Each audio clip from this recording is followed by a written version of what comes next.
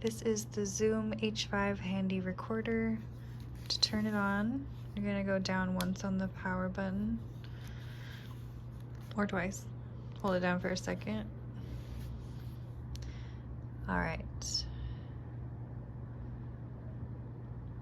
Once it's on, you're gonna wanna format the card. If a file is saved in a non-formatted card and let's say the file is corrupt, you'll lose all the access to your files. So always make sure to format it first. Gonna go to menu, use the side lever to go down till you see SD card. There it is, and then you can press in and then you'll see format. You're gonna press in again, select it. Are you sure? Yes. And I would typically push this. It takes a while to format, so I'm gonna skip that, but it'll tell you when it's done. All right, so a few things. These Zoom recorders eat a lot of battery, so even if it's a little bit, like, see how fast it's going, you're gonna wanna have fresh batteries in there. The last thing you want is the audio not to be recorded properly and for it to cut out. All right, so first things first, you're gonna see here at the bottom is these two ports for XLR cables. Typically just start with the 1. And then up here you'll see 1 and 2, these numbers. So this is the gain. This controls the sensitivity to the sound. It's the most important thing of recording, other than remembering to push record.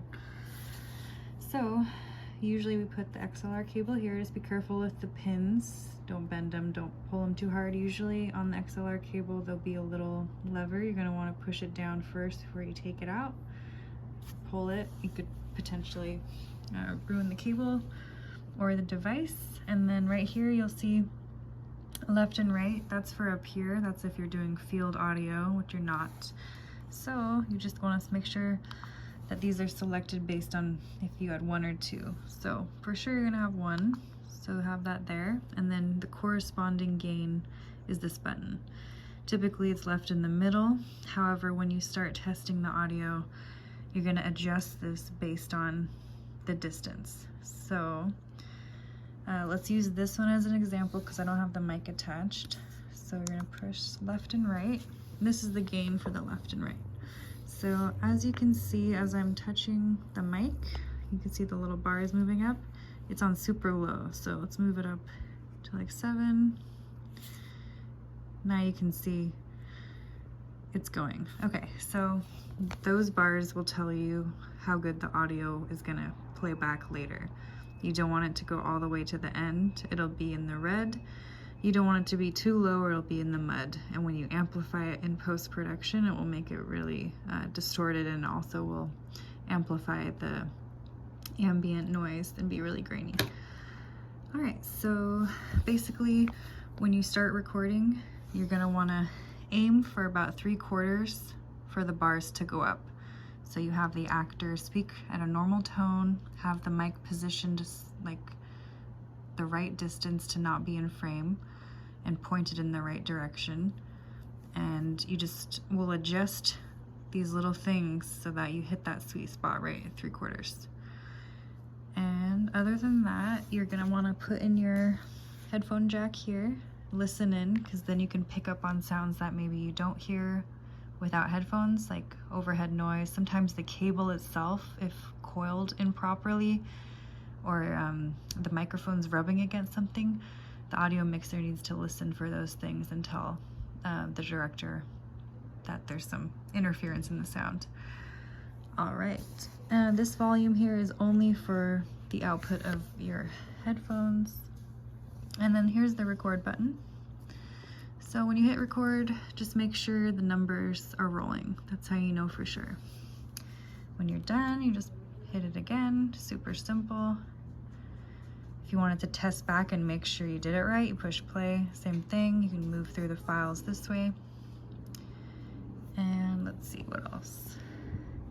Yeah, so that's pretty much it for the recorder. It's gonna keep all of them in there according to sequence, so just know that. And then I drew a little diagram. So again, this is the screen of the mixer. you want to aim for the green. If you go here, it's going to clip the audio. If you go here, it's going to be a total shit show. Excuse my French. So aim for the green. And then as far as pointing the boom at your talent, you want to aim for the sternum. So like right here is probably the sweet spot. You actually don't want to point it at the mouth. You want to point it up in this area near the collarbone. And then obviously you want to have it out of frame. Sometimes it's easier to hold at an angle like this, or if you can position it if it's a closer shot. However, typically for wider shots, you're going to go into H style, which is basically making yourself into an H.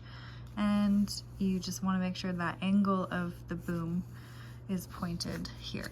So as long as that angle maintains the same position, you should be good, because the sensitivity of the mic is at the end, like much like a shotgun. You want to point it right at them. The side is gonna not pick up as much audio. So as long as that is pointed there, you're pretty good. Typically there's like a strap or like a fanny pack for the mixer, so the mixer, the boom operator can monitor all that. So let's see, other than that, that's pretty much it. Honestly, just don't forget to record a room tone. For each location, there's different ambient noise, so get at least 30 seconds and ask the crew to be quiet of each place you film, because when you edit, you need something to fill in the gaps, and it can be really hard to like come up with that based on what you do get. So try to, for every scene, right at the beginning or right at the end, get room tone. Sometimes it's better to get it at the beginning because people are less antsy. And